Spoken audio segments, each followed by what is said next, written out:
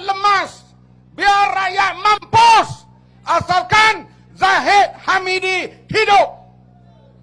Dia nak hadapi kes mahkamah, di mana kita masuk mahkamah, tahulah Datuk Zainal Ibrahim pakar dalam hal mahkamah. Saya sikit-sikit. Bila sampai ke peringkat mahkamah kata ada prima facie, kita kena bela diri. Artinya setengah kaki dah masuk dalam jail. Sekarang Zahid Hamidi kena bela diri dalam kes Yayasan Budi. Bila kes itu dibicarakan, maka dia bimbang kalau didapati bersalah.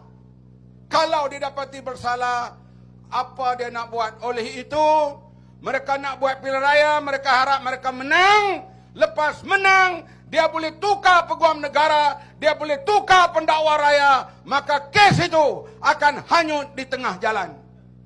Nak selamatkan seorang individu, rakyat biar mampus. Hui, hui ya hui. Hui, hui ya hui. Hui, hui ya hui. Ya hui, hui ya hui ya hui. La la la la la la.